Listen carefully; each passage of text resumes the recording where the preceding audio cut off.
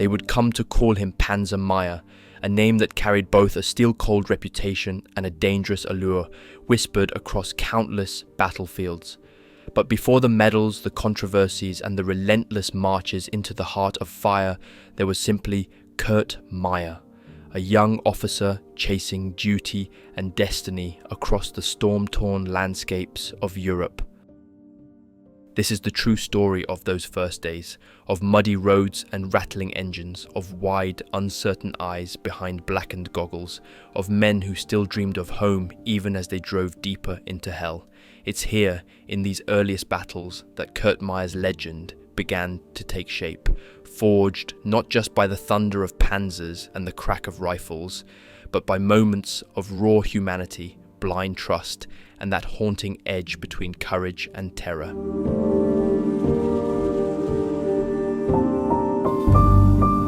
We had been standing there for what felt like an eternity, clutching our weapons, eyes darting constantly to our watches. We were all waiting for this moment. And then it began. Suddenly, wildly, as though someone had thrown open the gates of hell. The engines of our armoured vehicles roared to life in the dim morning light. We accelerated quickly, pushing faster and faster until we were racing headlong toward the border.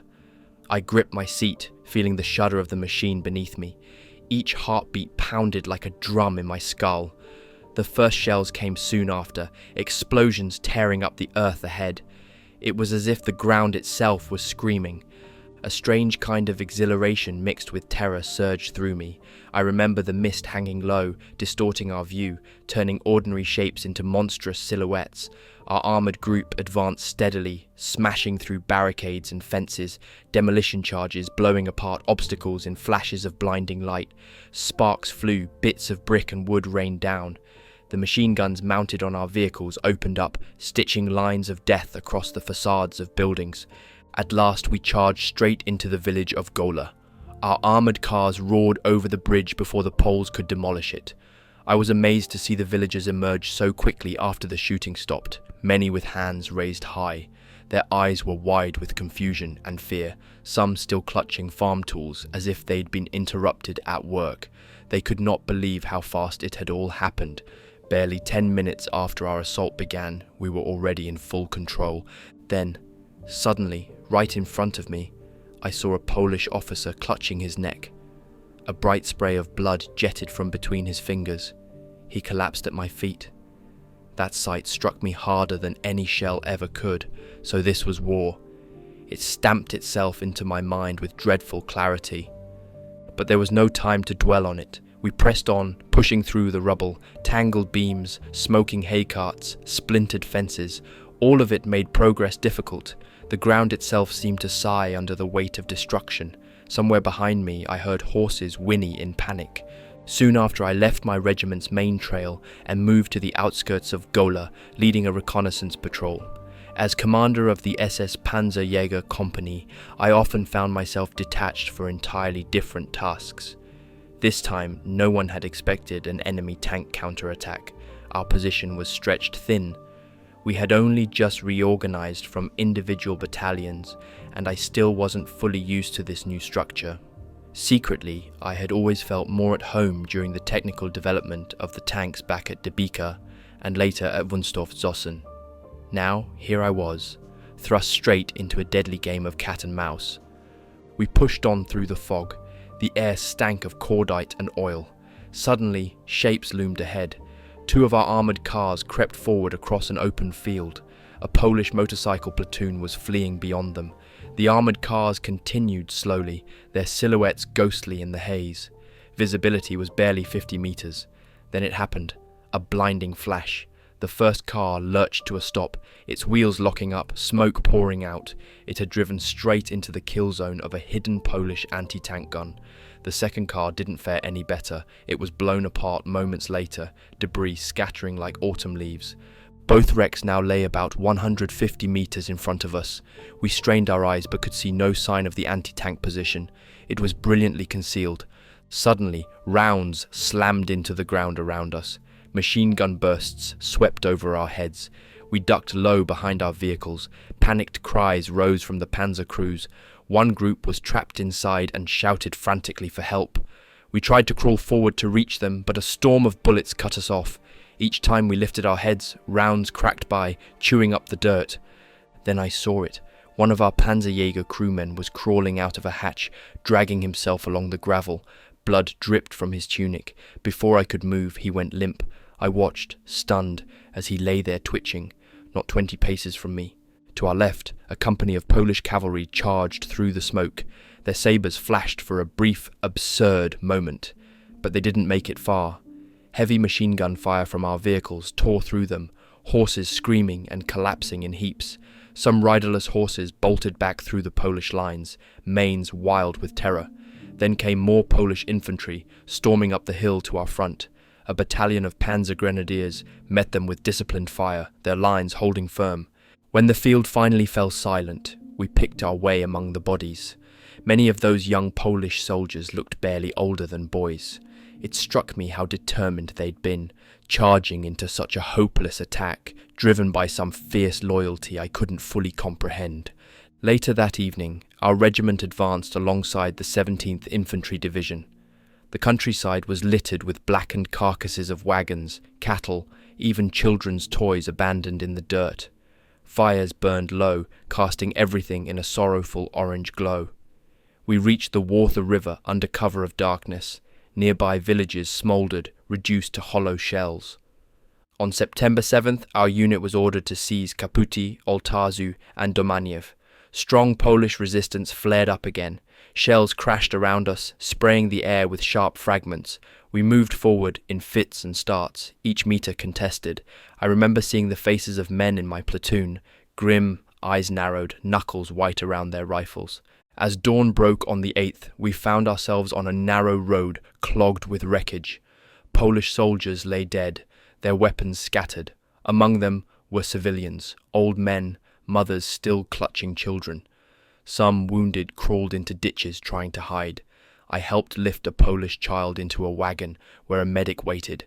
Her face was covered in soot and tears. For a brief moment, war seemed to pause. No shots rang out, only the muffled sobs of the living. When the sun rose higher, it bathed the road in cruel gold. Blood shone dark and slick. I stood there, rifle hanging at my side, feeling an emptiness open inside me. There was no longer any difference between soldier and civilian. We had often wondered about the young Poles we faced. How many of them, just 6 years earlier, had still been boys in schoolrooms, eyes bright with ideals and dreams of serving their country with honour. They had been raised on stirring nationalist slogans and tales of past glories, eager to prove their devotion. But how cruelly had fate repaid them, tortured now by the horrors of war, treated with scorn even before the fighting truly began. On the 1st of September 1939, as we Panzer Grenadiers rolled forward, we could not have guessed we were stepping into a slaughter that would later serve spiteful politicians who would twist it all to make us scapegoats. We were soldiers, nothing more, following the iron traditions of the Prussian fighting man. At about 10 o'clock in the morning, after savage street fighting, the town of Boleslawes finally capitulated to our furious assault. Enemy artillery had pounded the streets relentlessly, leaving civilian casualties scattered among the ruins. By evening, we were already near Wierusów, reviewing plans for the attack we'd launch the following morning. Our regiment, the Leibstandarte SS Adolf Hitler, was now attached to the 17th Infantry Division and tasked with defending the right flank from a thrust by a Polish cavalry brigade. When night fell, it concealed much of the day's devastation. We sat hunched behind the remains of a low wall, the ground still warm beneath us from the bombardments. Around us, the battlefield smouldered in misery. The horizon glowed with the orange crowns of burning villages, and thick black smoke drifted across the violated fields. None of us spoke much. We simply stared into the shifting embers of what had once been a farmhouse. Somewhere in the gloom, a radio crackled to life with fragments of Hitler's voice. We listened in silence as he declared he would solve the question of Danzig and the Polish corridor once and for all, promising a change in our relations with Poland that might bring peace. His words echoed oddly in our heads, bouncing around amid the wreckage. Our regiment crossed the Warthe River with the 17th Infantry Division and advanced steadily toward Pabianise. On the 7th of September, by around 10 in the morning, we reached the outskirts of that stubborn town. Orders came down swiftly. We were to establish a blocking position along the ridge running through Golola, Rakowa, and Lodz to seal off any Polish retreat. But the defenders were well dug in. Heavier enemy forces armed with anti-tank rifles had already taken Pabianise and had stopped a push by the Arsos Panzer Regiment 23 Cold. Burned-out German tanks, their steel hulls ripped open by Polish fire, littered the fields, grim reminders of what waited for us. There was no time to hesitate. Our regiment assumed the mission of the tanks and launched an assault without delay. The 1st and 2nd battalions of the Leibstandarte SS Adolf Hitler smashed into the town, their armoured columns forcing the Poles to pull back toward the centre. Yet the enemy didn't break easily. Strong counter-attacks lashed our exposed flanks, driving our men to frantic firing positions wherever they could find cover. I remember how desperately the gunners of the 2nd Artillery Regiment 46 tried to hold their ground. The Polish infantry kept coming in waves, heedless of casualties.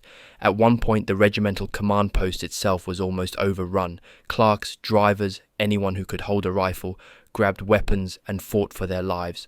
Polish troops moved up under the camouflage of potato fields, using the rows of tall plants for cover. We didn't even see them until they were nearly on top of us, grenade range at most.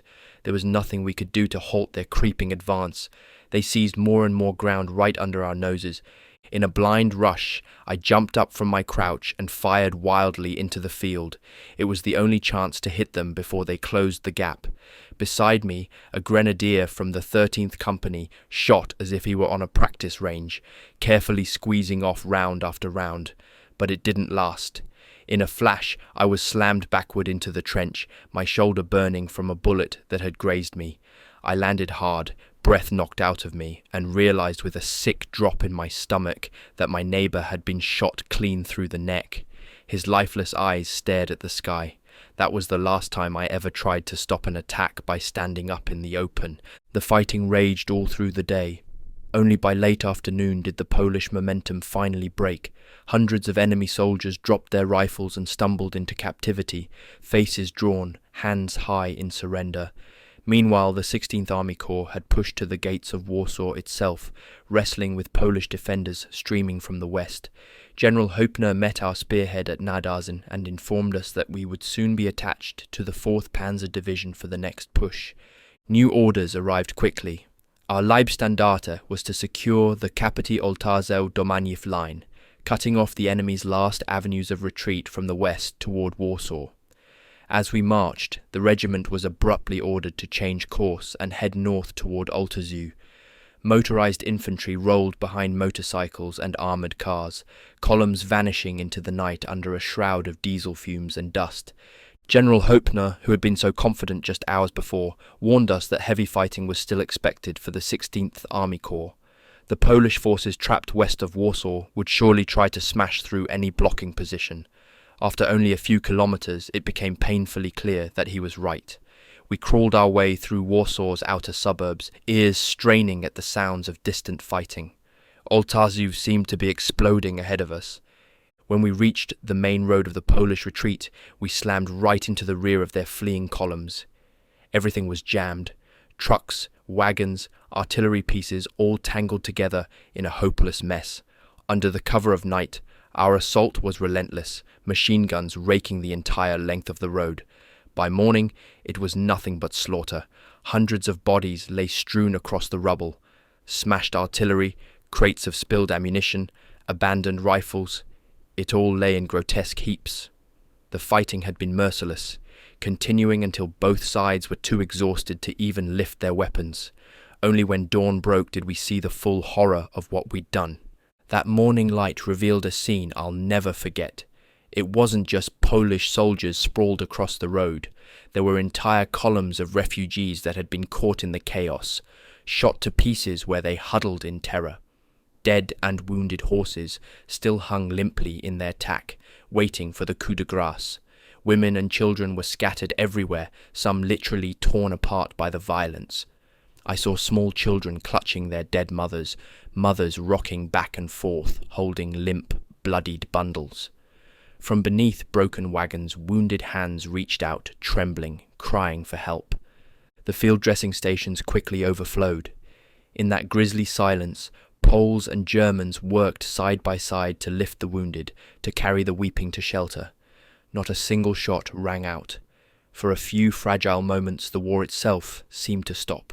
The refugees, most from Posen pressed into these columns as human shields, sat hollow-eyed whispering prayers. That night stripped away all illusions we might have held. There was no more difference between soldier and civilian. Modern weapons erased those lines without mercy. I never once saw a German soldier laughing on what we later called the death road at Altazu. The horror had branded us all. As the September sun climbed higher, it shone down cruelly on the blood-soaked earth, turning the wreckage into something that seemed almost to beckon flies. There were more than 1,000 prisoners ordered to clear away the rubble. 600 of them were sent over to the enemy lines with the message, "Warsaw has fallen." I witnessed a single anti-tank gun destroy an enemy armoured train. The ammunition cars exploded into the air with a deafening crash and completely wrecked the train. Over the next 2 days, strong enemy attacks slammed into the positions held by the 2nd Battalion of Infantry Regiment 33, the 2nd Battalion of Panzer Regiment 35, and our own regiment, but their attacks all came to nothing. I kept pleading with the commander for a different duty so I could take a more active part in the fighting. I was growing sick of commanding a company that was scattered all over the regiment, broken up platoon by platoon. At every opportunity, I reminded him that I was a tank and motorcycle man at heart, and that in this current post I felt completely out of place. But it made no difference, for now I remained a Panzerjäger. During the night of the 12th to the 13th of September, a strong enemy force managed to penetrate the positions of the 2nd Battalion of the Leibstandarte SS Adolf Hitler. For a moment, it seemed like a total breakthrough was imminent. Early in the morning, we got a message that the 6th Company of the Leibstandarte SS Adolf Hitler had been overrun and that the company commander was dead. I had always felt close to him. We had served in the same regiment since 1929. When we first heard there was an impending breakthrough, none of us believed it.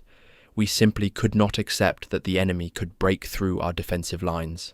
I was ordered to go and find out the truth myself. I jumped into the driver's seat of a motorcycle with a sidecar. SS First Lieutenant Pfeiffer went with me. Years later, Pfeiffer would die a soldier's death while commanding a company of Panther tanks. We roared off at full speed down the death road, wanting to get past the clouds of flies and the stench as quickly as we could. The carcasses of horses along the roadside smelled dreadful.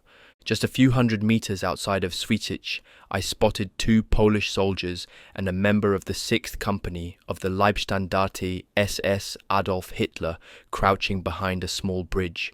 The way the 3 of them were behaving struck me as strange, so I braked hard, jumped off the bike, and walked straight toward them where they knelt in a ditch. It was only when I was right at the edge that I understood why the German soldier looked so astonished. He was actually their prisoner and was staring at me wide-eyed as I strolled right up alone. Damn, was I lucky again. Only Pfeiffer's machine pistol kept the Poles from sending me straight into the hereafter. It was true, the company really had been overrun. Their commander was lying dead in a trench only a few hundred meters away. Pfeiffer and I moved carefully onward towards Świecice and soon found our fallen comrade. He'd been shot clean through the chest. Seppel Langer had died a model soldier's death. None of us would ever forget him. By the end of the day, the enemy units that had broken through us were crushed, and our front line was restored to its old position. Soon after, the Leibstandarte SS Adolf Hitler and the 4th Panzer Division were deployed to the Bzura sector to stop fragments of the retreating Polish army from crossing the river. The Poles fought with incredible stubbornness and kept proving over and over that they knew how to die. It would be unfair not to acknowledge their courage. The fighting along the Bzura was savage and intense. The best blood Poland had to give mixed into the river water. Their losses were staggering. Every attempt to break through was shattered by our defensive gunfire. On the 18th of September, the Polish strength finally broke. We were then ordered to attack the fortress at Modlin. Heavy fighting broke out in the forests to the south. The 1st Battalion of the Leibstandarte SS Adolf Hitler was attacked and surrounded by forces that far outnumbered them. At 7 o'clock in the morning on the 19th of September, Lieutenant General Reinhardt ordered a counterattack to relieve the 1st Battalion of the Leibstandarte SS Adolf Hitler and break through to the Vistula River. The attack was supported by the 2nd Battalion of Panzer Regiment 35. The deep, sandy roads made moving forward painfully slow. Vehicles could only crawl ahead. Again the fighting turned bitter. Even though the Poles were clearly trapped, they refused to consider surrender. They fought on until their last cartridges were spent. During the assault, we found the remains of SS 1st Lieutenant Bruchmann and an SS junior leader from the 1st Battalion of the Leibstandarte SS Adolf Hitler. Both had been captured after being wounded during the encirclement and were gruesomely mutilated. Bruchmann had once been a platoon leader in my company. He had married only 2 weeks before this war began. The battle for that old fortress at Modlin began with a heavy artillery barrage and pounding attacks from Stuka dive bombers. For the first time, we witnessed just how destructive our dive bombers could be, and we couldn't imagine how the Polish garrison could endure such a storm of fire. Yet, to our surprise, the Polish defenders inside Modlin fought on stubbornly, defying every one of our assaults. The fortress only fell in the final days of the campaign. On the 25th of September, Adolf Hitler himself came to the front, visiting the 15th Company of the Leibstandarte SS Adolf Hitler at Gutzow. Infantry divisions soon relieved the armoured and motorised formations around Modlin. The mobile units were prepared for the next big push, an attack on Warsaw. It started with an aerial bombing and heavy shelling of the city's defences and key strongpoints. The full bombardment only began on the evening of the 26th of September. Still, the Poles refused to give up. This would be a fight to the bitter end. Inside Warsaw, there were still 120,000 Polish soldiers holding out. The Poles only offered to surrender the city on the afternoon of the 27th of September. By then, all fighting along the front had ceased. The campaign in Poland was finished. On the 28th of September, the capitulation was signed by the Commander-in-Chief of the 8th Polish Army and Colonel General Blaskowitz. We listened in amazement to the generous terms that were offered. The Polish officers would keep their swords. The non-commissioned officers and soldiers would only be held as prisoners of war for a short time. Not long after, on the 1st of October, our Leibstandarte SS, Adolf Hitler, got orders to move west. Every one of us was sure we were headed for the Rhine, but we were wrong. We arrived in Prague on the 4th of October and were allowed to remain in that golden city for a few weeks. The people there gave us a tremendous welcome. Thousands packed Wenceslas Square, cheering us as we rolled in. Baron von Neurath, the respected Reich protector, even offered words of praise. While we were there, I reported once again to our regimental commander. I pleaded with him for a different appointment. My experiences in Poland had left me restless. I feared I would spend the entire war commanding the SS Panzerjäger Company. I must have managed to convince him because by the end of October I was given command of the SS Motorcycle Company. That meant I'd be leading from the very front of the regiment. It was the position I had wanted for so long, though I still felt a pang of sadness at leaving the SS Panzerjäger Company. I had formed that unit myself back in 1936, and I felt tied to my Panzerjägers. Still, it helped that I was allowed to take one of my platoon leaders, several trusted SS junior leaders, and my reliable driver with me over to the 15th Company of the Leibstandarte SS Adolf Hitler. Finally, I was back in my element. We trained intensely every day. The motorcyclists threw themselves into it with enthusiasm and gave me their full trust. My motto, "The engine is our best weapon," was quickly taken up by the men. Within just a few weeks, I knew I could count on every single motorcycle trooper. Together, we waited for whatever would come next on the Western Front. The blitzkrieg in Poland had made many of us hope that perhaps the politicians would come to their senses and bring this tragic war to an end. Maybe, we thought, we could even avoid a campaign against the Western Allies, but that dream was crushed quickly. At the start of October, we learned that the Allies had bluntly rejected Adolf Hitler's peace offer. From that point on, every soldier understood that the final decision could only come by the sword. How we might defeat the Western Allies on the battlefield was a question that occupied every mind, from the youngest grenadier to the most seasoned company commander. All of us agreed that simply staying on the defensive would never bring about a decisive victory.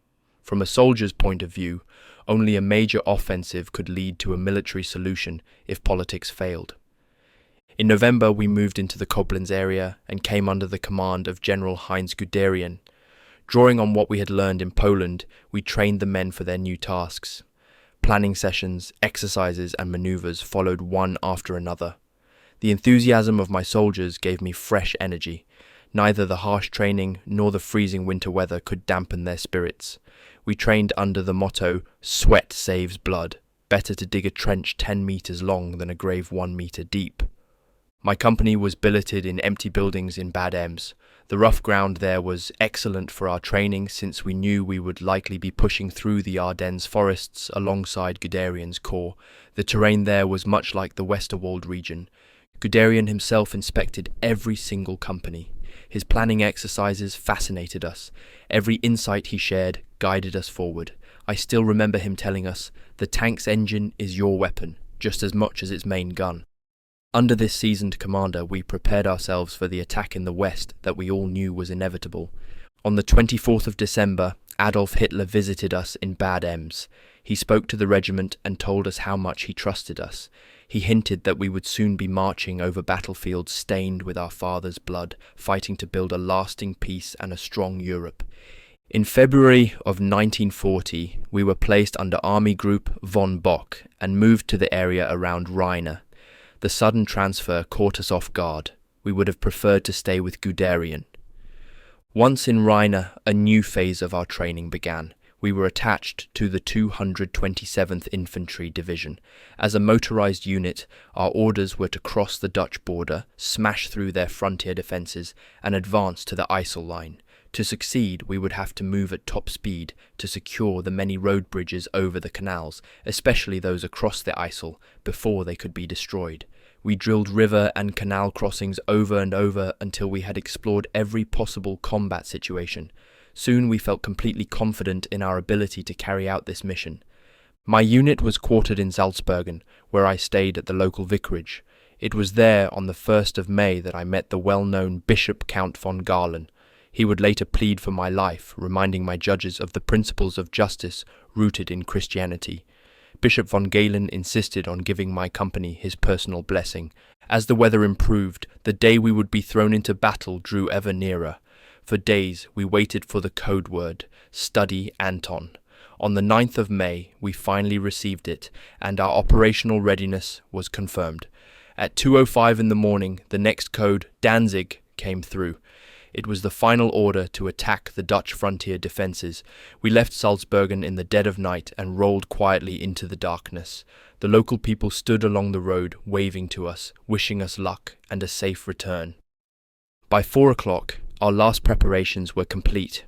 I gathered my young motorcycle troops around me to go over the basics of combat one more time. At dawn, on that fateful 10th of May, I promised my soldiers that an officer from our battle group would always be out front, living up to the leadership principles we had always preached. Right then and there, I shook hands with all my officers, so there would be no doubt about that promise. At exactly 5:30, our attack began. An assault team surprised the outpost near De Pop and captured the Dutch soldiers there. The bridge fell into our hands intact. Our men had cut the demolition cables in time. Overhead, an endless stream of Junkers 52s roared westward. Comrades from the 22nd Airborne Division and the 1st Paratrooper Regiment flew toward their objectives. Fighters wheeled above us like hawks before diving on their targets. It felt as though we were gripped by fever. The moment the border barrier was lifted and the bridge just beyond it secured, we were racing down the smooth asphalt roads like men in a Grand Prix. Max Wünsche, who led the 1st platoon, sped out ahead, pulling his men along with his energy. I followed right after Wunsche's platoon, surprised we met no resistance. We barreled toward Oldenzaal and Hengelo at top speed. The concrete tank traps and bridge barricades were deserted. A few bridges were slightly damaged by explosives, but we could get around them. We reached Bornebroek without firing a single shot. The Dutch civilians stood by the road, watching us pass. Just past Bornebroek, we encountered our first real obstacle. The enemy engineers had blown up the bridge over the canal, but we crossed within minutes. Barn doors and anything else we could find were thrown across as makeshift bridges. Speed was everything. All our motorcycles were dispatched to chase down the enemy demolition teams before they could destroy the next bridge. Sergeant First Lieutenant Kraas, who led the 2nd platoon, charged off after the enemy engineers. Meanwhile, our temporary bridge was sturdy enough to take motorcycle sidecar combinations and even tow our anti-tank guns. The chase pressed on. Unfortunately, the armoured cars had to stay behind, guarding the engineers who were heroically throwing an assault bridge over the canal. Despite all our efforts, we couldn't stop the enemy from blowing up more bridges. Still, these demolitions didn't really slow us down. We pushed on towards Zwolle without much delay. By around 11:30, our advance guard was waiting on the outskirts of Zwolle, already 80 kilometers deep into enemy territory. The lead platoon under Royce moved toward the railway embankment south of town. They decided to dismount behind a road embankment and go forward on foot. What a surprise was waiting for them. The beautiful chestnut trees lining the road had been chopped down to block our way into the town. But what good was the finest barricade if there weren't combat-ready troops guarding it? Just a few hundred meters beyond, we spotted machine gun and anti-tank pillboxes. To our amazement, the defenders were lounging on top of them in their shirt sleeves, enjoying lunch in the warm May sun. They had been so seduced by the pleasant day that they'd abandoned their bunkers. The felled trees blocked us from storming right through to the bunkers and catching the Dutch by surprise, so we opened up, firing on the crews relaxing on top. That cleared the way for our grenadiers to advance across the open ground. Before the Dutch even knew what had happened, our motorcycle troops were at the bunkers, disarming the shocked defenders. Removing all those tree trunks was a slow business. Armoured cars had to drag the massive logs away. It took too long for my liking. We couldn't let the enemy get organised again. The element of surprise was everything. Without hesitating, I jumped into a Dutch car and sped straight into Zwolle with SS First Lieutenant Wünsche and SS Grenadier Seelenwinter. SS Sergeant Eric followed on a Dutch motorcycle. My goal was to catch the town commander off guard and force him to agree to a ceasefire. Dutch soldiers froze on the streets as we shouted and pointed back toward the barricade. They dropped their rifles and moved toward it. The deeper we drove into the city, the more uneasy I felt about this wild gamble. I wanted to turn back, but it was too late. We had to see it through. The gunfire at the bunkers hadn't reached the city centre. Husbands and wives enjoying the sunny day, scattered like hens chased by a hawk. Despite the tense situation, we couldn't help but laugh at how startled they were. We spotted a large civic building with several uniformed figures coming and going. We decided to try our luck there. We pulled right up into the crowd. The brakes screamed, the car nearly tipped, and in the next heartbeat we had our weapons aimed at the confused Dutch officers. They stood rooted to the spot. A dignified older man in civilian clothes stepped forward and introduced himself as the Queen's representative. He said he would order the Dutch troops in Zwolle to stop resisting. True to his word, not another shot was fired in the city. With several captured officers, we hurried back to the barricade. Zwolle was ours. Unfortunately, we hadn't been able to prevent the destruction of the two large bridges over the Yssel. They had already been blown in the early hours. I nearly suffered a stroke when I returned to the dismantled barrier. My men and some Dutch youths were playing on a carousel, hardly anyone keeping watch. Meanwhile, the 3rd Battalion of the Leibstandarte SS Adolf Hitler had forced a crossing over the Yssel about 800 meters south of the ruined railway bridge at Zutphen. They attacked Huen. Under the command of SS Major Trabant, the village was captured around 2 o'clock in the afternoon. They took 4 officers and 200 men of the gendarmes regiment prisoner. Our own losses were tiny. The missions of our regimental battle groups had been accomplished. The Yssel had been reached and partly crossed. My battle group only suffered a single wounded man, motorcycle trooper Fleischer, who was shot through the leg at the barricade. That night, our regiment was detached from the 227th Infantry Division and placed under the operational control of the 18th Army. General Major Zickwolf, commander of the 227th, recognized how fast and decisively we had advanced. SS First Lieutenant Krass was the first officer in this campaign to be so honored. He received the Iron Cross, First Class, directly from the general. Krass and his reinforced platoon had pushed some 60 kilometers beyond the IJssel, taking 7 officers and 120 men prisoner. After we finished the fighting on the IJssel line, our regiment received orders to advance on Geertruidenberg by way of 's-Hertogenbosch. We moved out and skirmished with Dutch infantry along the way. Late in the afternoon on the 13th of May, we finally reached Geertruidenberg and established contact with the 9th Panzer Division. The next morning, at exactly 4 o'clock, we began our advance on the bridge across the Meuse near Moerdijk. Thanks to the efforts of our paratroopers, the bridge had fallen into German hands still intact. I remember looking out across the broad meadows on either side of the bridge embankment, where parachutes lay scattered. Many brave paratroopers had been killed attacking the pillboxes there. Still, their surprise assault meant the Dutch never had a chance to demolish that critical bridge. The way into Fortress Holland now lay wide open. By then, the 9th Panzer Division had already advanced to the port of Rotterdam and linked up with the 11th Luftlandser Regiment. One of their companies had landed near those bridges by glider and was still holding them against constant Dutch attacks. Our regiment's mission was clear. The reinforced Leibstandarte SS Adolf Hitler, working together with the 9th Panzer Division, would push through or around Rotterdam to relieve our surrounded airborne troops in the area between Delft and Rotterdam, then continue on toward The Hague. We prepared to attack just south of Katendrecht. By 1 o'clock in the afternoon, everything was in place. The plan called for Rotterdam to be struck at 2:40 in the afternoon, following a heavy bombardment by artillery and Stuka dive bombers. My advance guard was already in position at the port of Rotterdam, right next to a huge Dutch passenger liner. That ship had been burning since the 10th of May. Its cargo was American cars. Then, at 2 o'clock, we heard that the Dutch were negotiating a surrender. The talks involved General Student, Lieutenant Colonel von Koltitz of the 22nd Luftlandser Division, and the Dutch Colonel Sharrow. During the parley, General Student was shot in the head and taken away badly wounded. No one yet knew whether the Dutch would accept our demand for surrender. At 15:25 hours, the Corps issued new orders. There would be no attack on Rotterdam. General Winkelmann, the Dutch High Commander, was expected to come forward.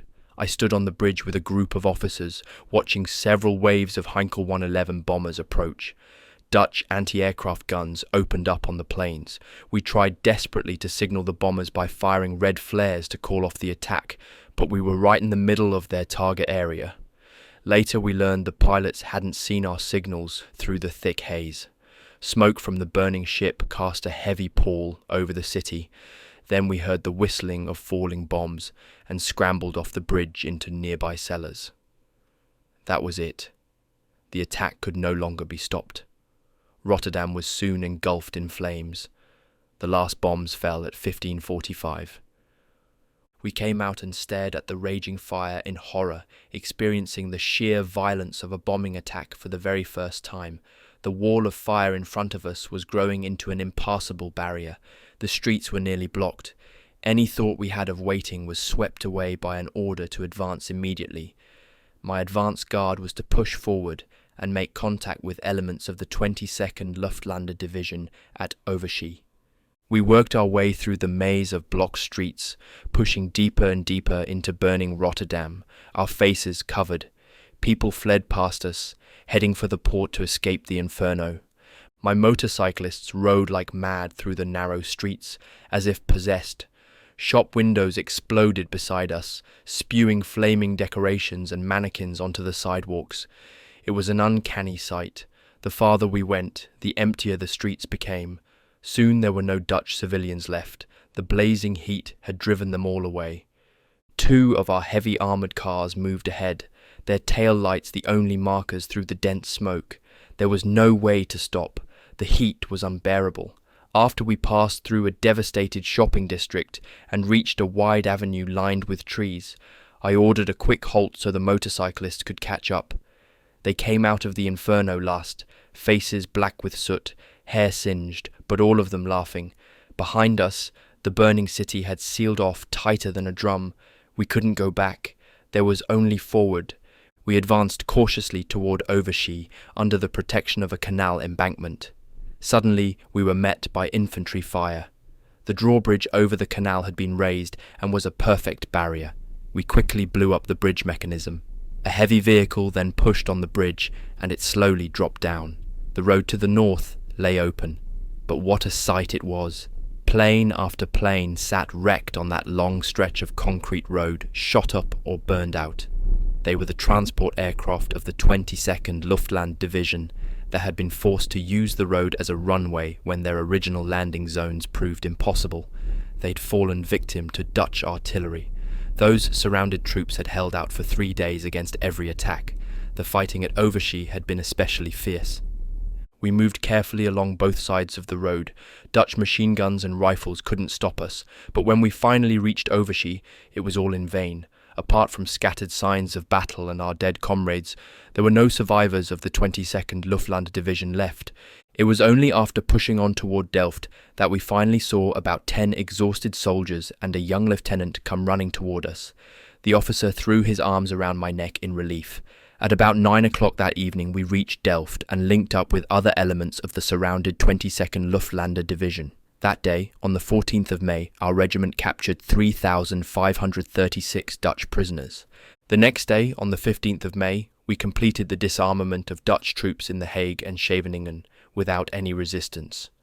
Our regiment alone took 163 officers and 7,080 soldiers captive.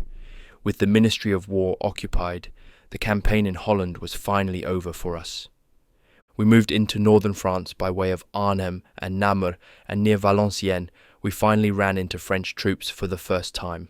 Our regiment's mission was to block any French breakthrough attempts to the south. Every French push was shattered by our defensive fire. The area assigned to our regiment stretched roughly 30 kilometers across. I will never forget the field near the old fortress of Le Quesnoy. A freshly harvested field gave off a strange feeling. Only hours before, thousands of French soldiers must have been camped there. Now there wasn't a single one left, but the ground was littered with countless French helmets, laid out in the grass as if neatly arranged for some grand parade. To me, it felt like those carefully arranged helmets symbolized the helplessness and exhaustion of the French army. They were an army that had lost its spirit. It was no longer made up of the tough Verdun soldiers. It fought without faith in its cause or goals. The battles of the First World War were still burned deep into the minds of the French. They believed in their Maginot Line, the supposedly invincible shield of France. They also believed in their superior tank force. Altogether, the Allied armies in France had over 4,800 tanks at their disposal, while at the start of this attack, Germany had barely 2,200 tanks and armoured cars. But in the end, the rapid collapse of the French was surely due to their old, outdated leadership methods. On the 24th of May, our regiment, the Leibstandarte SS Adolf Hitler, was placed under the operational control of Panzer Group von Kleist and attached to the 1st Panzer Division. A few days before, this rapidly advancing panzer group had reached the scarred battlefields of the Somme from the last war. They'd moved on to the Channel coast by way of Cambrai, Péronne, Amiens and Abbeville, and were now preparing to take Boulogne together with the 2nd Panzer Division. On the 24th, the 1st Panzer Division positioned itself at the Aar Canal at Hulk, with orders to attack Dunkirk. As part of that plan, our regiment was ordered to attack Watten to help strengthen the 1st Panzer Division's assault. We sent our advance guard up to the canal and moved on to Watten Hill during a night march. Watten Hill stood 72 meters high, which was enough in this flat marshland to command the surrounding area. The hill rose right out of the canal. Its bridges had all been destroyed, and English and French troops were dug in on the far bank. Under these conditions, taking the hill by surprise was out of the question. It would require a deliberate attack. That night we prepared to go after the hill. But shortly before our attack was to start, an order came down from Hitler himself, forbidding us to cross the canal. Dunkirk was to be left to the Luftwaffe. All offensive operations by Panzer Group von Kleist were halted immediately. We were stunned by this order. There we sat, out in the open on the west bank of the canal, completely exposed. We sighed with relief when we learned that Sepp Dietrich had decided to continue with the attack, despite Hitler's directive. After a powerful artillery barrage, the 10th Company of our regiment crossed the canal and entered the outskirts of Verdun on the far side. English and French resistance was fierce, and progress was slow. In the end, it was only the attack by the 3rd Battalion of the Leibstandarte SS Adolf Hitler that finally secured the hill for us. That hill was topped by the ruins of an old castle that offered excellent views to the east. As we stood there surveying the ground, the commanding general of the 14th Army Corps suddenly arrived and demanded an explanation from Sepp Dietrich.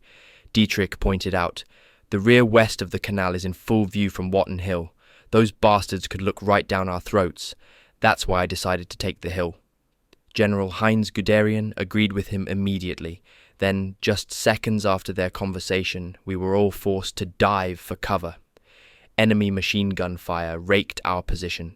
It was impressive to see how quickly old front fighters like Dietrich and Guderian melted into the terrain.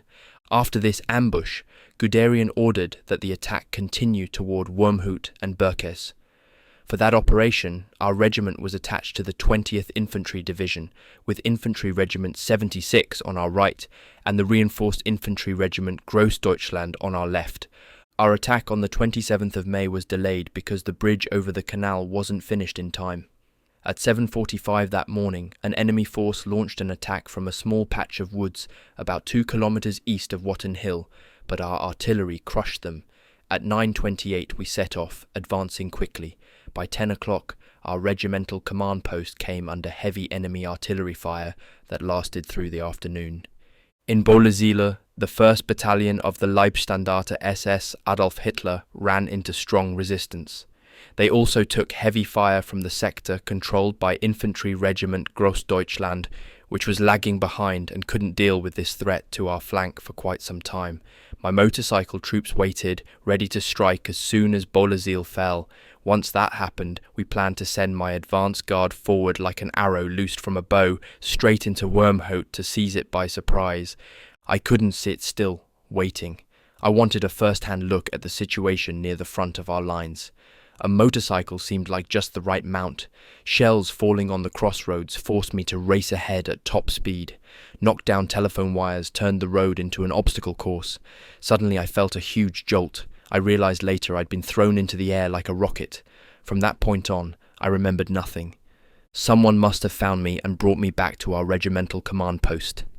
Sepp Dietrich's sharp voice cut through my daze, snapping me back to reality. He ordered I be put on a stretcher, and a doctor told me not to get up under any circumstances. I'd suffered a concussion. But sometime later, still feeling groggy, I heard that my unit was moving out. The deep growl of the BMW motorcycles was music to my ears. That crash was already a thing of the past. I had to lead my men. Without anyone noticing, I jumped off the stretcher, ran into the road, and climbed onto a dispatch rider's bike. I quickly caught up to the head of the company.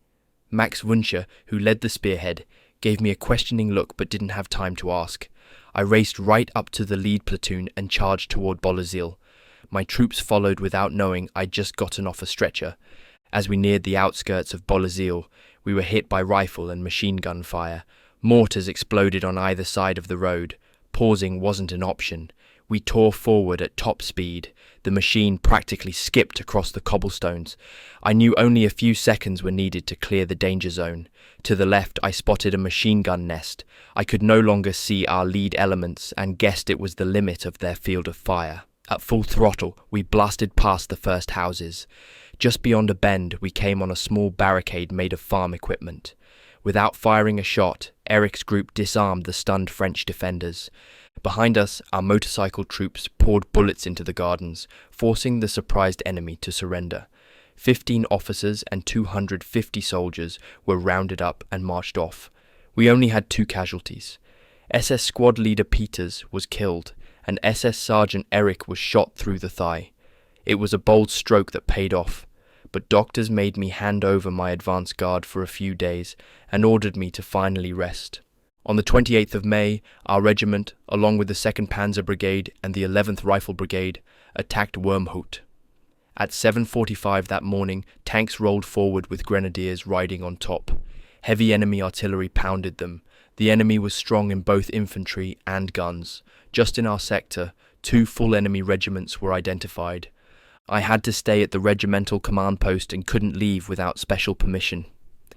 My motorcycle troops waited, ready to drive on Wormhout once the town was taken. The noose around Dunkirk was tightening by the hour. Sepp Dietrich and Max Wünsche went up to the front to get a clear picture of things. At 11:50, a dispatch rider brought back terrible news. Dietrich and Wünsche had been cut off on the eastern edge of Eskelbeck on their way back from the front. The 2nd Battalion of our regiment tried to break them out but was stopped by heavy machine gun and artillery fire. An attack by the 15th Company also failed.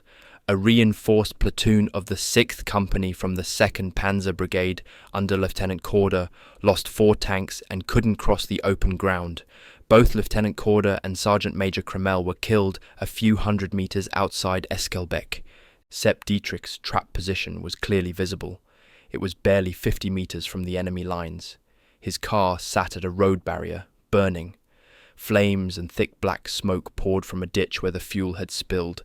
Meanwhile, Dietrich and Wünsche lay hidden in a narrow culvert, covered head to toe in mud, hoping to avoid detection. 5 Panzer artillery rained down across the entire sector. It wasn't until about 3 o'clock that Meyer finally freed the commander. Sadly, the brave SS Sergeant Oberschelp, who led the assault, was killed. He had been the first non-commissioned officer, but by the end of it, we captured 11 officers and 320 soldiers, along with a large number of guns and vehicles.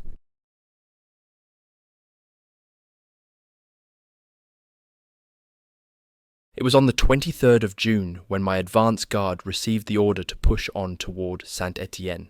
We moved out early, winding our way along narrow country roads. About 2 kilometers north of La Fouilleuse, the lead elements came under sudden sharp fire from a roadblock hidden behind a small outcropping. The terrain there made it almost impossible to engage directly. The obstacle was cleverly placed and well camouflaged, forcing us to keep our heads down. A 37mm anti-tank gun was brought up to take on the threat. I watched as the crew maneuvered carefully, planning to circle around the outcropping so they could get a clear shot at whatever was waiting for us behind it. They worked quickly, but kept low, moving like shadows in the early morning light. Meanwhile, the lead section had already advanced into the undergrowth on both sides of the road, trying to scout beyond the obstacle. I decided to go forward myself, moving up along a ditch with my 2nd section close behind. We had just passed the anti-tank gun's position, when suddenly all hell broke loose. Lively, violent shooting erupted without warning. Then, to our horror, a French tank rumbled out from behind the outcropping. It moved around the rocky spur with a menacing growl, its tracks biting into the dirt. We pressed ourselves deeper into the bottom of the ditch, feeling our hearts thump painfully in our chests. I remember vividly how we crouched there like rabbits, heads low, eyes wide, bodies tense. Above us, the massive steel beast crawled closer and closer, the tracks creaking. It felt as if the machine might slide right down into the ditch and crush us against the masonry. The smell of churned earth and hot metal was sharp in my nostrils. Then the tank stopped, dead even with us, right at the apex of the bend. I could see the dirt and grass on its heavy tracks, could hear the faint hiss of its engine idling. For a brief moment, time seemed frozen. The anti-tank gun and the French tank now faced each other directly, only 20 meters apart. The gun crew fired first. There was a deafening crack, followed by the sharp, eerie whine of the ricochet as the round bounced off the thick steel plates. A second shot rang out, but again the shell simply glanced away. The tank's armor was too heavy for our 37mm rounds. For a heartbeat, nobody moved. Then, with terrifying calm, the tank rolled straight at the gun. We all watched helplessly as it scored a direct hit. The gun crew had no chance. Just a few meters before it would have crushed their position entirely, the tank suddenly turned and retreated behind the barrier. Only later did we learn that one of the rounds had jammed its turret, preventing the gunner from properly aiming back at us.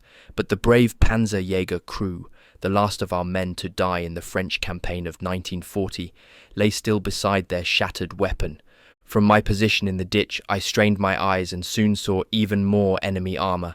6 tanks in total, all lined up behind the obstacle. They were clumsy relics from the First World War, giants built for the offensive planned in 1919 that had never come. It was strange and grim to face these lumbering veterans of an older war, brought out now in desperation. Half an hour later, our 150mm guns went into action. The heavy shells smashed around the tanks, driving them off at last. By then, the road to Saint-Étienne lay open before us. The next morning, our regiment, the Leibstandarte SS Adolf Hitler, marched into the town. The streets were eerily quiet. We took several hundred French prisoners who seemed dazed, hollow-eyed, perhaps already resigned to what was happening to their country. That night, at precisely 9:45, we received word that a truce had been signed between Italy and France. The fighting in France was over. As I stood there in the dusk, listening to the message being relayed, I wondered if that might mean the end of the entire war. But deep down, none of us really believed it. Soon after, we learned about the new demarcation line. Our regiment was ordered to pull back from occupied territory by the 4th of July. We were then assigned to Army High Command 12. In the early hours of morning, we rolled out toward Paris. The plan was for us to take part in a grand victory parade. Despite everything, despite their defeat and humiliation, the French civilians we passed surprised us with their friendliness. It was a strange, touching sight. Not long before we reached Paris, news broke of the British attack on the French fleet at Dakar. The British had sunk ships that only weeks earlier had been their allies. I had never in my life seen so many people openly weeping. Men and women stood in clusters on the streets, tears running down their cheeks. Churchill's decision was not viewed as an act of war. Here in France, it was seen as a crime. Paris itself was surrounded by a tight cordon of troops from Division von Briesen. The city centre could only be entered with special passes from headquarters. When we finally rolled through its boulevards, I took the opportunity to show my motorcycle troops the famous landmarks. They rode through the city with wide eyes, whispering to one another, pointing out buildings they'd only ever seen on postcards. It was clear to all of us that we were witnessing something monumental.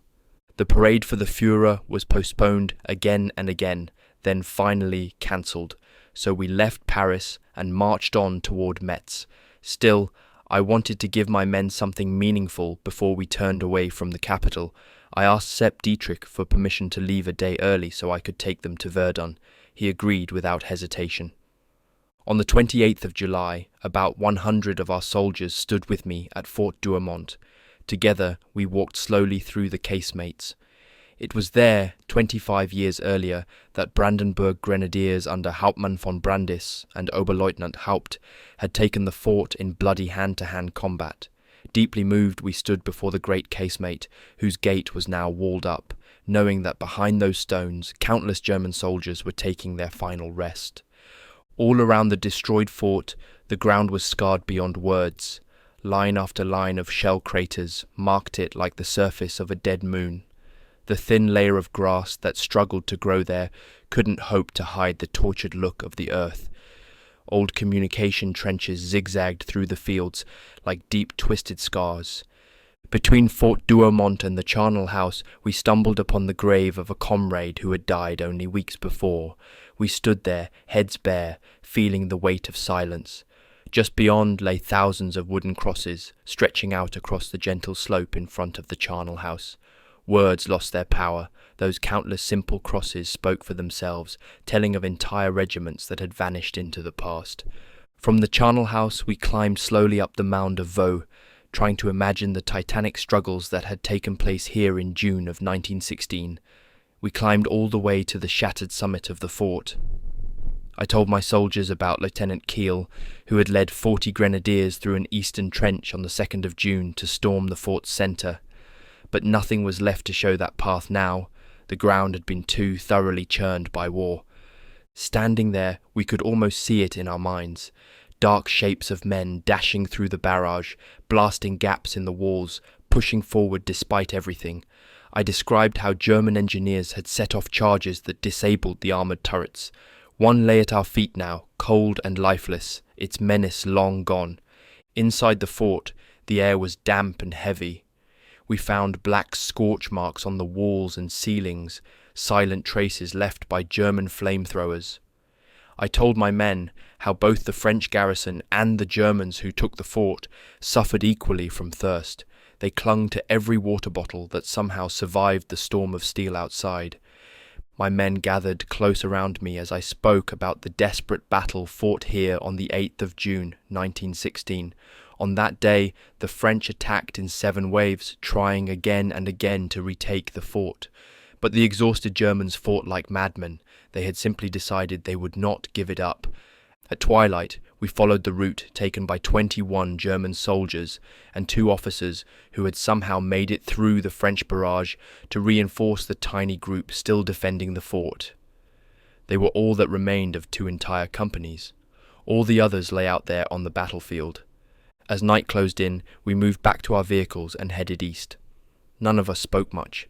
The visit to Verdun had changed us. It was there we learned that, despite already fighting 2 hard campaigns, we still had no idea what our fathers had endured. Their suffering at Verdun was something beyond anything we had yet experienced. During the First World War, the German people had suffered terribly on their southeastern flank. I often thought about it as we rolled toward that same region again. In the autumn of 1916, at the very same time that we were bleeding out on the Somme in the west, fighting Bruisseau in the east, and locked in savage battles on the Isonzo in the south, the Allied powers completed their encirclement of Germany with Romania's entry into the war. For 2 long grinding years, the Central Powers battled the Allied army of Salonika across the harsh, rugged Macedonian mountains. It was not until the autumn of 1918 that the Allied forces under General Franchet d'Espèrey finally smashed through our defences. With 29 Allied divisions, he surged to the Danube, sealing the fate of our allies. None of us could say exactly what role the Balkans would play this time, but by the spring of 1941, one thing was certain. Winston Churchill still held the reins of British strategy. It was he who had once championed the Gallipoli landings and driven the Salonika operation. Now, in the spring of 41, London again prepared a Balkan expeditionary force, staging it in the Mediterranean before landing it in Greece. In the middle of February, their Foreign Secretary Eden and General Sir John Dill, Chief of the Imperial General Staff, spent days in Athens, hammering out plans to deploy British troops. By January, the first German units of Army List had marched into Romania. The local people greeted them as trainers and protectors, welcoming them with genuine warmth. When our orders came at the start of February, we still didn't know where we were headed. Our column crossed the Rhine near Strasbourg, rolled through the rolling southern German countryside into Bohemia, and passed under the spires of Prague before continuing due south. The next morning we glimpsed the outline of Budapest, misty and elegant on the horizon. Then we drove through the endless Puszta. As our train approached the Romanian border, we met the Transylvanian Saxons, proud, hospitable folk, in Kronstadt, Hermannstadt, and other impressive old towns founded by Teutonic knights in the Carpathians. We received an overwhelming reception. Their hospitality felt like a promise that old bonds had not been forgotten. Our troops were eventually billeted in the district around Campalong. The quiet station there soon erupted into bustling activity. During the very first hour of our march through the mud-churned roads, I had an encounter that would come back to me years later. A Romanian lieutenant colonel, cursing the state of the roads, flagged me down and pleaded for help getting his small car out of the muck. Inside the car sat a woman clearly in pain. I didn't think much of it. We simply hitched up and hauled them out. It wasn't until 1943, back in Döberitz Krampnitz, that it all returned. A Romanian colonel recognized me, shook my hand vigorously, and kept telling his comrades that I had once saved his wife and son. Only after he explained did I realize, back then, his wife had been in labor. They reached the maternity hospital just in time. Of course, we toasted the reunion thoroughly. After a few weeks in Campalong, we marched south toward Bulgaria. The roads were deeply rutted, soaked, and caked in mud. Our tanks cut grooves even deeper, and repair columns toiled around the clock. On both sides of us stretched bare, broad expanses, hardly a rise or a cluster of trees to break the view. From time to time we passed through forlorn little villages, a central well, a scattering of mud huts pressed into the ground, wind-worn fences leaning drunkenly. And then, one morning, we saw it, the wide, earthen-brown ribbon of the Danube, slow and majestic. Beyond, through the haze, towered the shadowy mountains of Bulgaria. Under a merciless sun, we rolled over the Danube across a combat engineer bridge. The Bulgarians welcomed us with songs and bright smiles. Many peasants proudly displayed old German medals from the First World War. The march over the infamous Shipka Pass was an experience I'll never forget. The hairpin bends were tackled with courage and precision. Whenever machines faltered, Bulgarian farmers brought out their sturdy oxen to help. Our columns pushed on, endless lines weaving past Sofia and plunging into the Struma Valley. Jagged mountains loomed over us like waiting giants. Drivers strained every nerve to keep their heavy vehicles steady on the narrow, dusty tracks. A choking sea of dust billowed behind us, clinging to skin and gear. The road was scarred by deep potholes, sudden drops, treacherous bends. For days it had seen constant traffic, and soon enough a jam nearly 20 kilometers long formed, a dangerous bottleneck. Our engineers blasted, bridged and bulldozed. Before long, a new route was carved through rock and the congestion dissolved. We rolled into hidden valleys, towering peaks all around. Stockpiles of fuel, ammo and rations lined the roads. The approach march was over, the assault companies were ready. But then everything changed overnight. In Belgrade, anti-German forces stirred up by the British seized power in a coup on the night of the 26th to the 27th of March. Prince Regent Paul was forced to flee. The situation shifted dramatically. On the eve of that coup, Hitler had already decided that Yugoslavia would have to be eliminated as a threat to our flank. Soon, Generaloberst von Kleist's Panzer Group 1 and Generaloberst Graf von Weich's Second Army moved against Belgrade and northern Yugoslavia, while Field Marshal List led the 12th Army, with 16 divisions plus infantry regiment Grossdeutschland and our own regiment, towards southern Yugoslavia and Greece. On the 5th of April, Yugoslavia signed a non-aggression pact with the Soviet Union. The very next day, Hitler gave the order for the attack. A hot spring day was drawing to a close. The Struma Valley sweltered under the oppressive heat. Because of events in Yugoslavia, we swung north to Kustendil on the Bulgarian-Yugoslav border. The 9th Panzer Division was already there, with orders to seize Skopje, an important junction, in a coup de main. We would follow them almost to Skopje, then turn south for the Greek border through Prilep. That night, my reinforced battalion stood in square formation before me. Darkness pressed close. I outlined our mission, the obstacles ahead, and reminded them of our fathers' bitter fights in these same black Macedonian mountains, of Monastir, a place soaked in German blood. I wanted this city taken swiftly, by surprise. As I spoke, I felt for the first time a powerful, wordless trust flowing between me and my men. I could lead them straight into hell, and they would come without question. The night was heavy, the air thick. Most men smoked silently, lost in private thoughts. The moon, a silver sickle, threw a ghostly glow on faces tense and determined. Ahead, the bare slopes rose like a dark wall. Somewhere up there, we knew pillboxes and dragon's teeth lay waiting. At dawn, the advance guard of the 9th Panzer Division crossed the natural frontier.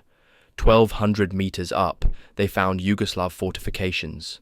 Our 88mm anti-aircraft guns and heavy anti-tank guns roared to life, shattering the pillboxes in minutes. The view was surreal. A blood-red sun rising far to the east, mist boiling in the valleys below, tracer rounds streaking like fiery needles through the receding night. Machine guns rattled down the hillsides, then Yugoslav planes swooped low over the mountains, bombing the roads around Kustendil.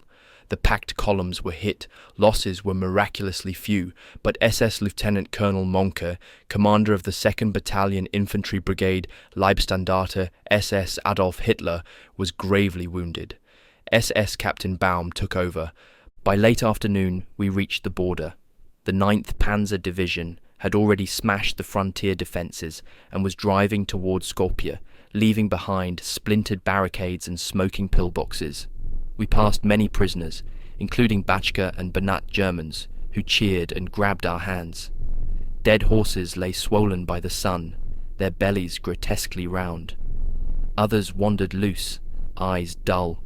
The mountains faded behind us, snow still clinging to distant peaks.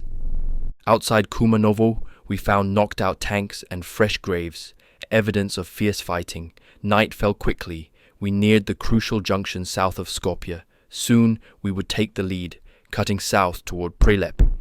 Shortly after midnight, we reached the last outposts of the 9th Panzer Division. Before my advance guard platoon under SS 2nd Lieutenant Warzinek set off, I gathered them close. "Boys," I told them quietly, "the night belongs to the good soldier." They moved out into the darkness, motorcycles rumbling, picking up speed. It reminded me of the campaign in Holland, but these were rough mountain paths, not smooth highways. Soon enough, shots cracked overhead. Somewhere in the Black Hills, the enemy tried to halt us. A curt order sent the platoon forward again. Onward, all waitery still limbered up. In moments, it was over. The guns, horses, and crews crashed into a ravine. At dawn, we rolled into Prilep and linked up with the 73rd Infantry Division's spearhead. Its battalion commander, Major Stiefvater, was an old comrade from training at Mühlhausen. His men had advanced directly west into Prilep with little loss. We finally rested. It could have turned bloody, but fortune favoured us. Ahead still lay Monastir. Light rain began to fall, mixing with the dust into grey, sticky paste. We stared into the shadows of a new day, the road stretching out toward an ominous plain, a single high mountain rising in lonely watch.